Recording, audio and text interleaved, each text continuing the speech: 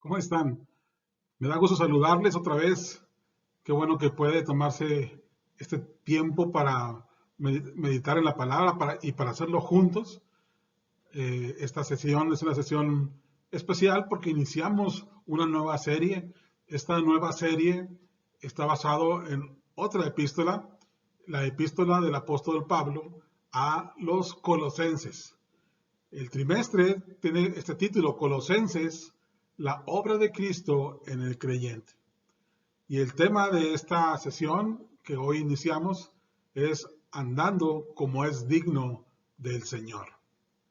Andando como es digno del Señor. Y Pablo va a hablar a la iglesia, a nosotros, y lo hace de una forma especial para una iglesia con características especiales que seguramente usted y yo podemos identificarnos con algunas de las características de esta iglesia en la ciudad de Colosas. Pablo, en el capítulo 1, inicia obviamente saludando, presentándose él y los que están con él, en este caso Timoteo, y hace una oración, la oración apostólica, la oración de un apóstol por la iglesia. Y al iniciar, Pablo toca un tema muy agradable porque comienza dando acciones de gracias. Pablo da acción de gracias ante el Señor por los colosenses. Y yo quisiera preguntarle para entrar en el tema, ¿por qué podemos dar gracias a Dios hoy? Siempre hay motivos para estar agradecidos con el Señor. No hay que buscarle mucho, pero sería bueno que nosotros, en este tiempo que ha sido diferente, podamos siempre encontrar una razón para ser agradecidos con el Señor. Pablo lo hace y da gracias al Señor por la iglesia en Colosas. Y mire, la epístola a los colosenses es otra de las epístolas desde la prisión. Dentro de las semejanzas que hay entre esta epístola y la que ya estudiamos, que es la epístola a los filipenses, es que ambas fueron escritas desde la prisión. Y entonces Pablo está en Roma, allá por el año 60 después de Cristo, y está escribiendo a las iglesias, y escribe, en este caso, a la iglesia de Colosas, estando en la prisión. Pero desde la prisión, Pablo hace una oración por ellos y da gracias al Señor por lo que son los colosenses. Ahora, ¿qué tenía de especial esta carta? Que Pablo pronto comienza a tocarlo en los primeros versículos y aún en esa oración apostólica. Bueno, la iglesia en Colosas era una iglesia que estaba en peligro, por varias razones, pero la principal era por causa de algunas doctrinas herejes que amenazaban con contaminar la iglesia. Y es muy interesante que el apóstol Pablo pronto comienza a adentrarse en el tema en los primeros versículos, tratando de aclarar y poner las cosas en su lugar. Qué peligroso cuando a una iglesia le da cabida a herejías. Y aunque es una palabra fuerte, realmente cuando hablamos de una herejía estamos hablando de cualquier enseñanza contraria a la palabra de Dios, cualquier enseñanza contraria al verdadero evangelio que Jesucristo nos legó. Y entonces había varias amenazas hacia la iglesia en Colosas, y Pablo pronto toma nota y comienza a atender ese asunto. Lo vamos a estar viendo durante el transcurso de la serie, pero vamos a ver los primeros versículos de este capítulo 1 de la epístola del apóstol Pablo a los colosenses.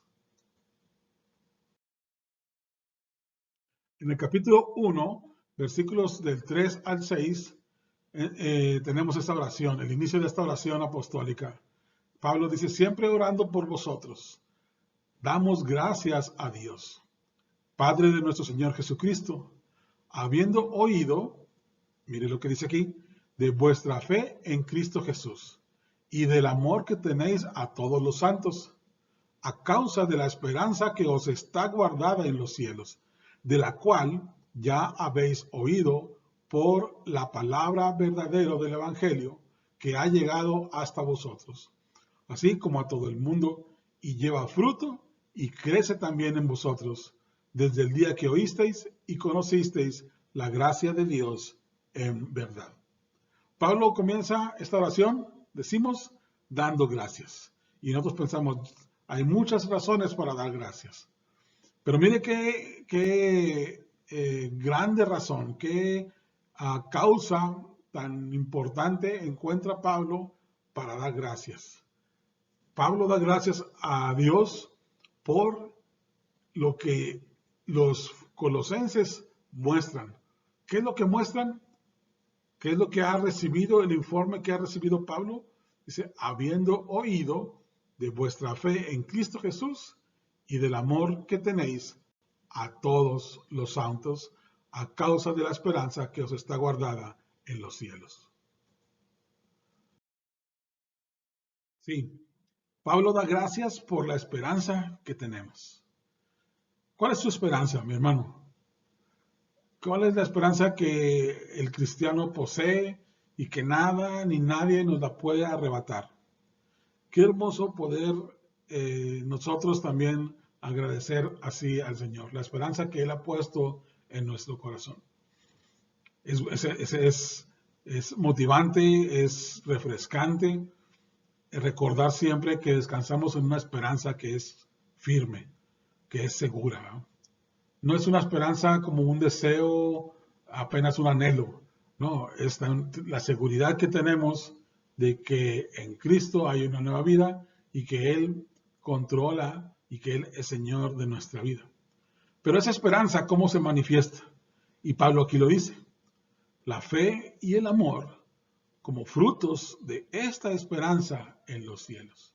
O sea, Pablo nos está diciendo, observe bien, que la esperanza que tenemos debe de notarse en la fe que tenemos en Cristo Jesús. Pero esa fe que tenemos en Cristo Jesús no es una fe estéril, sino es una fe que se muestra. ¿Dónde es que se muestra esa fe? En el amor que tenemos a nuestros hermanos, a la iglesia. Cuando Pablo habla aquí, utiliza ese término santos. Y no es que lo tome con ligereza, porque bien sabemos que desde el momento en que conocemos al Señor, el Espíritu Santo ya está tomando acción en nuestro corazón y en nuestra vida.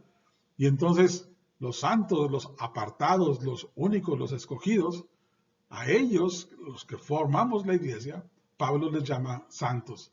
Y entonces la esperanza que tenemos, mi hermano, que nos da seguridad y que le da rumbo a nuestra vida y que nos da paz y tranquilidad, se manifiesta en el incremento de nuestra fe en Cristo.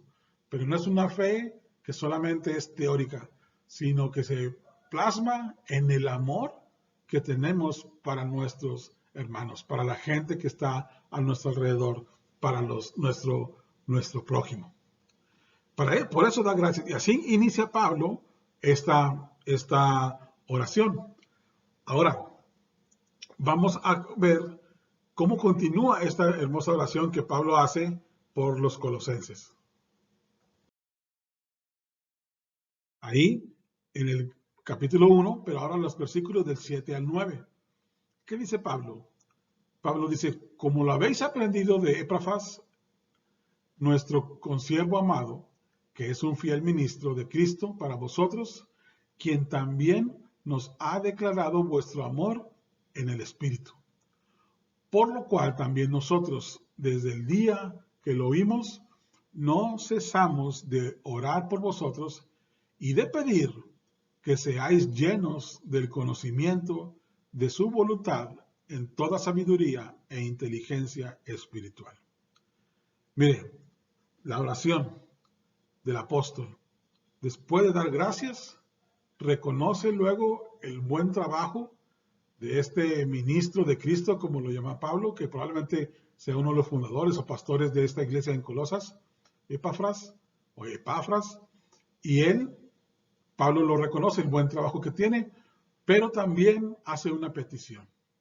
Y ahí eso es lo que Pablo pide al Señor. ¿Qué pide Pablo al Señor en relación a los colosenses? Pablo pide por la llenura de conocimiento, sabiduría e inteligencia espiritual. Una petición adecuada para la situación actual de la iglesia. La iglesia en Colosas tenía una seria amenaza sobre ella, y era de entre muchas otras, era del movimiento gnóstico, el gnosticismo, que estaban tratando de contaminar y ponían en tela de juicio la misma revelación humana, carnal, de Cristo y su deidad.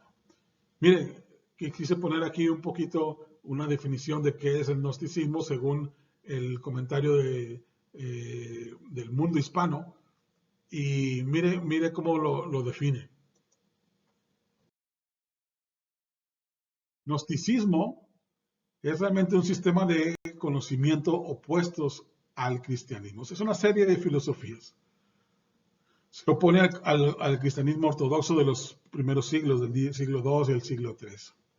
¿Qué hacía? Ligaba aspectos del cristianismo tradicional, pero con ideas atractivas tomadas de la filosofía griega y las religiones orientales, la magia, la astrología.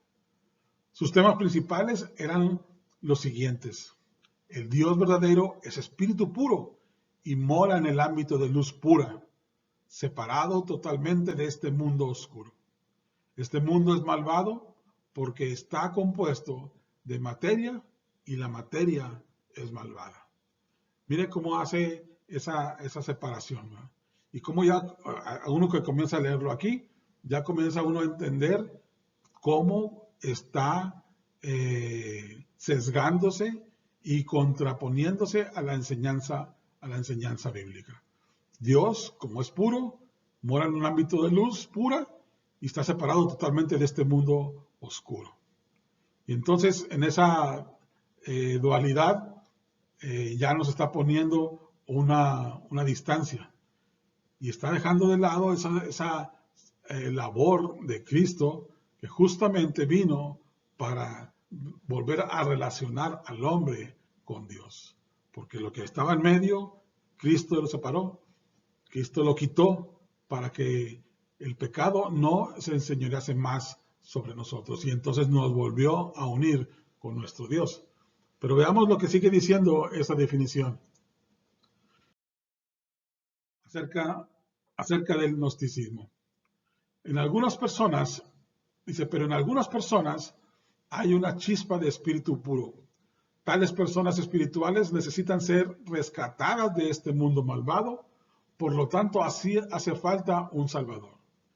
Jesús, quien es espíritu puro, aunque parece tener cuerpo y mente, es el Salvador que viene del Dios verdadero en la luz para traer el conocimiento, la gnosis, verdadero, la gnosis del ámbito espiritual de la luz. Por lo tanto, aquellos que tienen la chispa del Espíritu pueden recibir el conocimiento y reunirse con el Dios verdadero. ¿Qué es lo que está diciéndonos estas definiciones? Después ustedes los pueden leer más despacio. Pero lo que nos está diciendo los gnósticos, ellos estaban enfocados en el conocimiento. El conocimiento como una liberación del hombre, pero una liberación para solo algunos, para algunos iluminados, algunos que podían accesar a cierto nivel de luz. Y entonces mostraban también una separación donde todo lo que es materia es malvado y tiene que ser condenado. Al ser la materia todo malvado, se contrapone con el Evangelio porque Jesucristo es y vino como 100% Dios y 100% hombre. Y entonces ellos ponían en duda esa visita, esa encarnación de Dios. ¿Me estoy explicando? ¿Por qué? Porque ellos ligaban la materia que usted y yo conocemos con la maldad. Y entonces el Dios que es solo puro, no es que vino en realidad, sino que parece que vino. Y entonces lo que vimos aquí, lo que caminó por esas calles de Nazaret, lo que anduvo en esas lanchas del lago Genesaret o del mar de Galilea, no era realmente un hombre. Y ahí comienzan, y solamente por darles un ejemplo, una serie de herejías que ponían en riesgo la misma encarnación de Cristo. Y con ello, pues todo su ministerio salvífico, todo su ministerio de intercesión por el hombre. Mire qué cosas tan pesadas estaban amenazando la iglesia en Colosas. Enseñanzas que iban en contra del Evangelio de Cristo. Por eso Pablo pide que Dios que Dios conceda la llenura del conocimiento, pero de la sabiduría y de la inteligencia espiritual. No del conocimiento por sí mismo, sino la sabiduría que viene de Dios. Y que eso habitara en la mente y en el corazón de los colosenses. ¿Qué continúa diciendo después Pablo en los siguientes 2 versículos?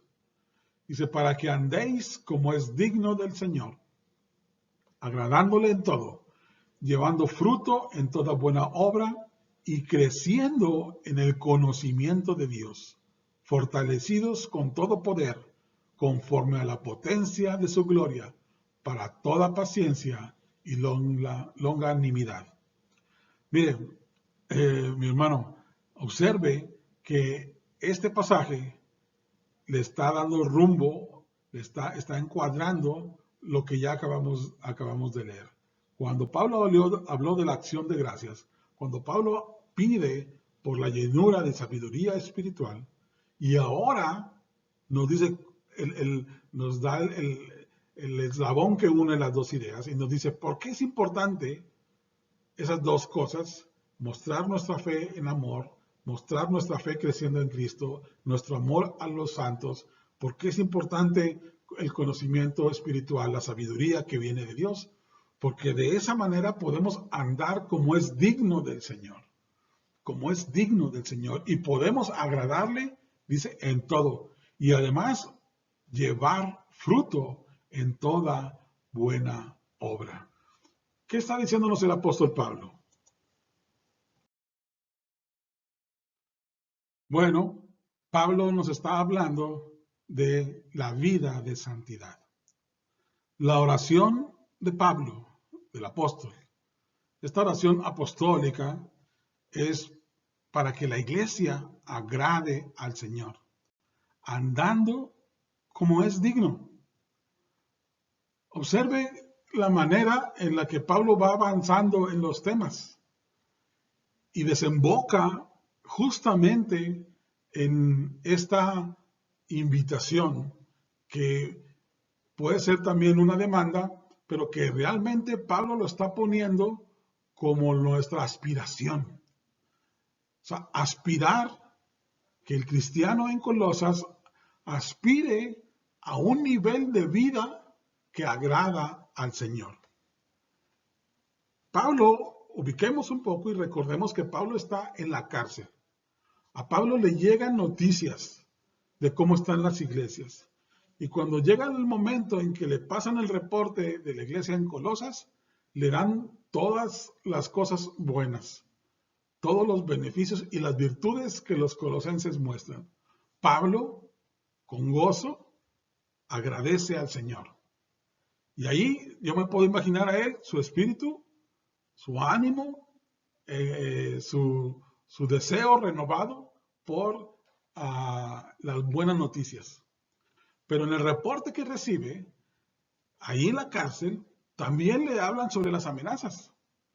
Y Pablo, cuando escucha lo que está sucediendo y qué tipo de personas están tratando de infiltrarse y qué influencias están tratando de meter en la misma iglesia de Colosas, Pablo entonces se pone alerta y dice, es necesario comunicar a los colosenses que en el Evangelio hay poder para vivir una vida que agrada a Dios. Cuando está hablando de vivir como es digno del Señor, que es, dice, agradándole en todo, llevando fruto de toda buena obra, dice, y creciendo en el conocimiento de Dios. Y aclara ahí, fortalecidos con todo poder, conforme a la potencia de su gloria. Y esa frase es muy interesante. El poder, la potencia que hay. Por eso, esto que para algunos pudiera parecer una demanda, realmente es más bien un enfoque o un reenfoque que pretende hacer el apóstol desde la prisión para decirle, nosotros hemos sido llamados a vivir un nivel de vida superior al resto de las personas que viven sin Dios. Podemos aspirar a algo mejor que realmente agrada a Dios, un estilo de vida que Dios recibe y en el cual Dios se alegra, no por nosotros, sino por la potencia que hay en Dios mismo, en el Evangelio, en el conocimiento de Dios. Pablo está diciendo eso justamente a la iglesia de Colosas, porque sabe los peligros que hay ahí y sabe que esas influencias, esas filosofías que ya estamos comenzando a comentar, son o pueden ser nocivas y pueden distraer a la iglesia de lo verdadero y de lo alto que Dios está por ofrecerles en la compañía de Dios, en la convivencia con Dios, en el conocimiento con Dios. Y entonces Pablo dice, sean alertas, abran los ojos y participen de esa santidad que Dios está ofreciendo, porque hemos sido llamados a esa dignidad de vivir en esa vida conforme a la misma dignidad de nuestro Señor. ¿En cuál de los tres temas que hemos visto considera usted que nos urge trabajar más? ¿En la esperanza que se refleja en fe y en amor? ¿Será en ese tema en el que usted y yo tenemos que trabajar más? ¿Cómo está nuestra fe, nuestro conocimiento del Señor?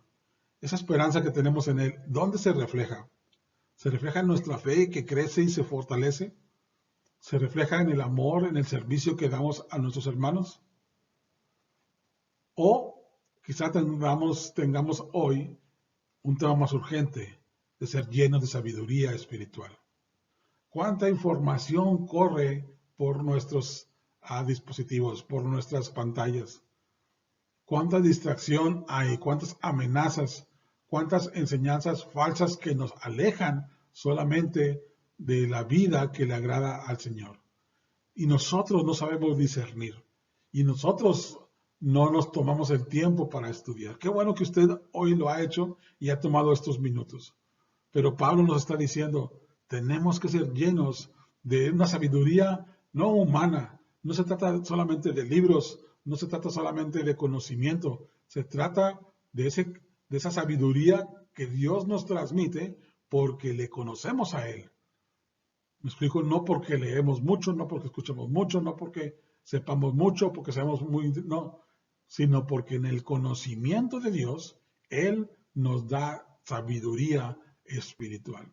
O tal vez tenemos que volver a retomar el enfoque y decir, tenemos que andar la vida cristiana como es digno, vivir como es digno. ¿A quién nosotros tratamos de satisfacer? ¿A quién nosotros estamos tratando de agradar? Pablo nos dice a usted y a mí, tenemos que vivir como es digno del Señor. Qué hermosa referencia nos pone Pablo. No es que nos esté queriendo imponer alguna carga. Olvídese, Pablo no está buscando poner cargas, al contrario. Pablo lo que nos está diciendo es, en la vida cristiana hay una alta dignidad que compartimos por el Señor a quien servimos. Servimos nada más y nada menos que al Rey de Reyes y al Señor de Señores. Servirle a Él es una alta distinción. Y entonces tenemos que vivir como es digno. ¿Por qué? Porque somos hijos, porque somos siervos, porque somos mayordomos de un gran rey. Y a Él tenemos que agradar. Y Él se place en que a nosotros nos comparte de su esencia, de su amor, de su presencia. Y eso tiene que reflejarse en nuestro diario vivir. ¿A cuál de los 3 puntos, mi hermano, tendrá usted que atender estos próximos días? Tómese el tiempo para reflexionar. ¿Cómo se refleja su fe, su amor, su servicio, su conocimiento, la sabiduría espiritual, la dignidad de nuestra vida cristiana en relación con el Señor a quien servimos? Quiero agradecerle por continuar con el estudio. Quiero agradecerle por seguir hasta estos minutos del video. Y también quiero invitarle a que continúe estudiando. Que así como hemos visto este material, estudiemos los pasajes, hay mucho que podemos profundizar, pero que también compartamos con otros. Este sencillo tema, que apenas es el primero a la carta de Pablo a los Colosenses, nos dice, nos aclara muy bien cómo las influencias, las filosofías, cómo el enemigo, cómo hay amenazas a nuestra fe directamente, a lo que usted y yo creemos. Ignorarlas es peligroso. Pablo, cuando escucha las noticias, Pablo pronto escribe y pronto da señales de alerta de las cosas que tienen que ser atendidas, porque ponemos en riesgo nuestra vida eterna. Así también nosotros hoy en día, las amenazas existen, están ahí. No es suficiente con tomarnos apenas unos minutos. Se requiere que profundicemos en las Escrituras y en el conocimiento de nuestro Dios, porque eso le da seguridad a nuestra fe. Y eso se va transformando en una vida de alabanza, una vida que agrada al Señor.